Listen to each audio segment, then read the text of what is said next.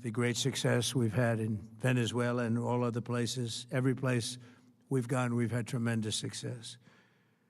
But while we're doing all of these things, we're achieving major strides toward completing our military objective. And some people could say they're pretty well complete. We've wiped every single force in Iran out very completely.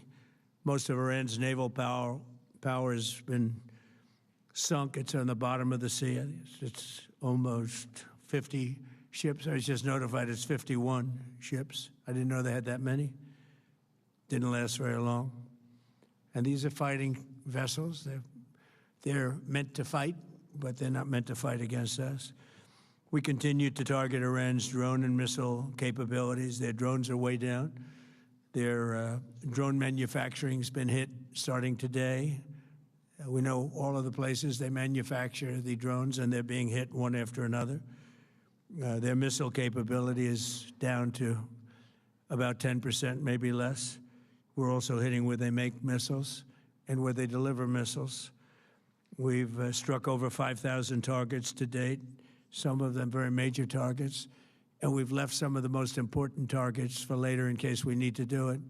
If we hit them, it's going to take many years for them to be rebuilt, having to do with electricity production and many other things. So we're not looking to do that if we don't have to. But they're the kind of things that are very easy to hit, but very devastating if they are hit. We are waiting to see what happens before we hit them. We could take them all out in one day, but it's all resulting in a 90% decline in various things, but in particular, Iranian missile launchers and 83% drop in drone launchers. As you know, the drone launchers are pretty well shot, but we're at over 90% decline in the Iranian missile launchers, which is very hard to reproduce and very hard to get. And usually what we were able to do through great equipment, a lot of smart people, as soon as they sent a missile up from a launcher, we were able to knock out that launcher within a period of 5 minutes or less, accurately right on the noggin. So now we have low-cost interceptors effectively combating Iranian drones, and our B-2 bombers recently dropped dozens of 2,000-pound bombs to destroy missile launchers all over Iran and buried deep under Iranian soil in many cases. The soil was no match. And we're also annihilating the manufacturing base that the regime uses to build drones and missiles at a rate that nobody thought was possible. We're knocking them out. We know where they all are. We're knocking them out very quickly. We're ahead of our initial timeline by a lot. I would say that we probably would not have thought after a month we'd be here, in addition to the fact that we've taken out the leadership twice and maybe 3 times. And we, as you know, we want to be involved. We don't want another president that maybe wouldn't be willing to do what I'm willing to do for the good of the world, for the good of our nation, to be stuck with a situation in 5 years or 10 years from now. So we think they should put a president in, or the head of the country in, that's going to be able to do something peacefully for a change. They've been doing this for 47 years, killing people for 47 years, whether it's the barracks or even the SS Cole, where they were involved. Very strongly, they always denied it. But where they were very strongly involved in all of the people that died through the roadside bombs, died and are right now walking around with no legs, no arms, a face that's been so badly damaged.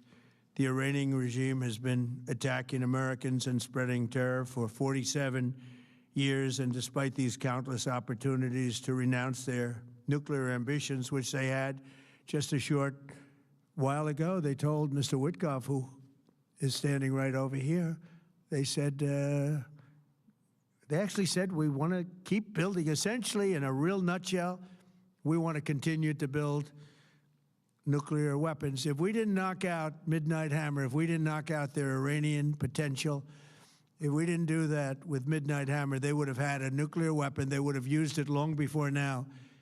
And at a minimum, Israel would have been annihilated. I was very lucky that we had the courage to do that. that we had the talented pilots and the great equipment. The B-2 bombers are unbelievable. We ordered 25 more, by the way, the newer, better version. It's, we have the greatest military in the world. We have the greatest equipment in the world by far. You see that no matter where we go. You still need the people, though, to operate it and to use it. And those are the people that we cherish. Even after we obliterated their key nuclear sites in Operation Midnight Hammer, they never negotiated in good faith. They still continued to say, we want to build nuclear. We want enrichment at levels that were unacceptable. And they even turned down an offer for unlimited free nuclear fuel forever for civilian purposes. We had people offering them free nuclear fuel. They weren't interested in that because they wanted to build a nuclear weapon. So instead, the regime was trying to reconstitute its weapons program at a different site. They couldn't go back to where they were, the 3 sites that we obliterated, but they were starting work at another site, a different site, different kind of a site, and that was protected by granite. They wanted it protected. Granite's pretty good, but they wanted it protected by a lot deeper. They wanted to go a lot deeper, and they started the process while rapidly building conventional ballistic missiles. They were going to do it all at the same time. It threatened our overseas bases and soon could have reached even our homeland. The regime's intention was to use this exponentially growing ballistic missile threat to make it virtually impossible to prevent them from obtaining a nuclear weapon. So as you probably saw, they had a tremendous number of missiles, most of which are now being used or destroyed, and very unsuccessfully used because we have been able, for the most part, to shoot them all down. What incredible technology. The Patriots have been unbelievable, and other things. And the laser technology that we have now is incredible. It's coming out pretty soon. Where literally lasers will do the work of, at a lot less cost, do the work of what the Patriots are doing or what other things are doing. The situation was very quickly approaching the point of no return, and the United States found it intolerable, in my opinion, based on what Steve and Jared and Pete and others were telling me, Marco, so involved, that I thought that they were going to attack us. I thought they would, if we didn't do this at the time we did it, I think they had in mind to attack us. And if you notice, they did something which was very foolish, very stupid, I would say. They attacked their neighbors. And their neighbors were largely neutral or